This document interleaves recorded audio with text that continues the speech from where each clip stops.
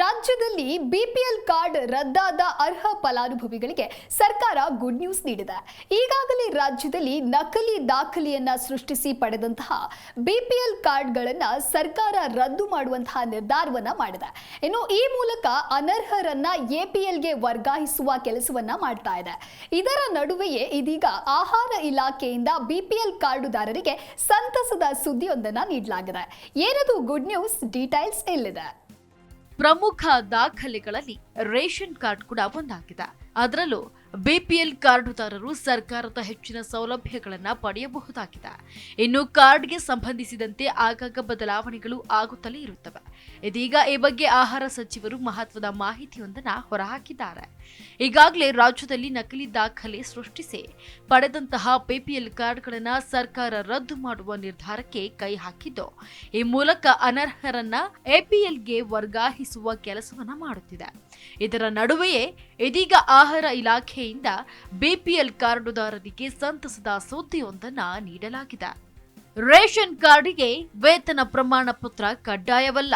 ಹೌದು, ರಾಜ್ಯ ಸರ್ಕಾರದ ಹಲವು ಯೋಜನೆಗಳ ಫಲಾನುಭವಿಗಳಾಗಬಹುದು ಎನ್ನುವ ಕಾರಣಕ್ಕೆ ಕೆಲವರು ನಕಲಿ ದಾಖಲೆಗಳನ್ನು ಕೊಟ್ಟು ರೇಷನ್ ಕಾರ್ಡ್ ಪಡೆದುಕೊಂಡಿದ್ದಾರೆ.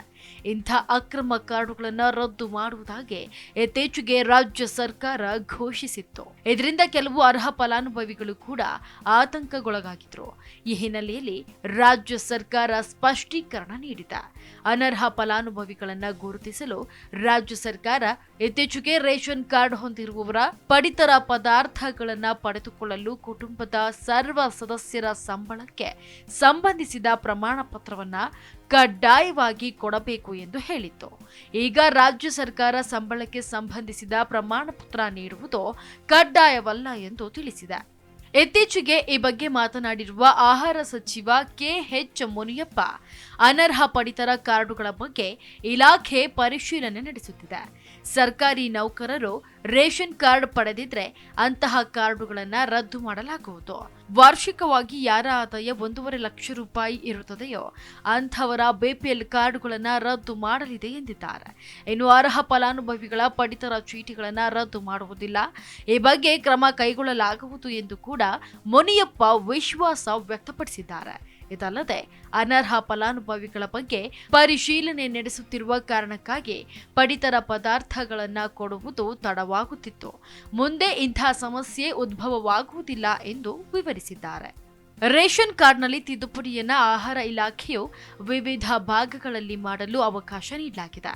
ಮುಖ್ಯವಾಗಿ ರೇಷನ್ ಕಾರ್ಡ್ನಲ್ಲಿ ಯಾವುದಾದರೂ ತಿದ್ದುಪಡಿ ಮಾಡಿಕೊಳ್ಳಬೇಕು ಎಂದಾದರೆ ನೀವು ಅಗತ್ಯ ದಾಖಲೆಗಳೊಂದಿಗೆ ಸಮೀಪದ ಗ್ರಾಮ್ 1 ಕೇಂದ್ರಕ್ಕೆ ಭೇಟಿ ನೀಡಬಹುದಾಗಿದೆ.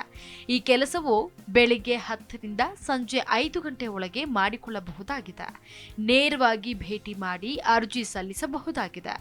ರೇಷನ್ ಕಾರ್ಡ್ಗೆ ಸಂಬಂಧಿಸಿದಂತೆ ಕೆಲವು ಪ್ರಮುಖ ತಿದ್ದುಪಡಿಗಳನ್ನು ಹಾಗೂ ಬದಲಾವಣೆಗಳನ್ನು ಮಾಡಿಕೊಳ್ಳುವುದಕ್ಕೆ ಅವಕಾಶ ನೀಡಲಾಗಿದೆ. ಜಿ ಕನ್ನಡ ನ್ಯೂಸ್ ಈಗ ನಿಮ್ಮ ಮನೆಯಲ್ಲೇ ನೋಡಿ. ಎಲ್ಲ ಕೇಬಲ್ಗಳಲ್ಲಿ ಈಗ ಲಭ್ಯ.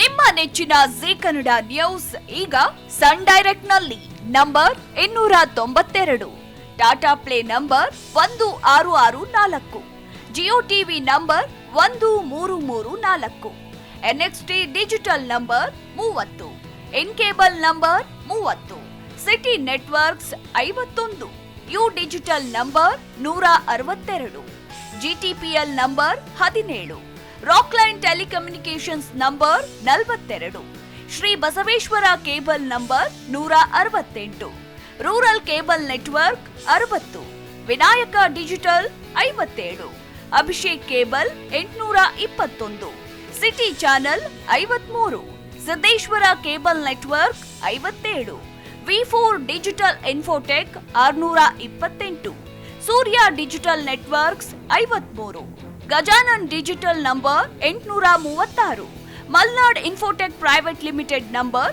56, Metrocast number 830, victory digital number 167ರಲ್ಲಿ ನೋಡಿ ಆನಂದಿಸಿ.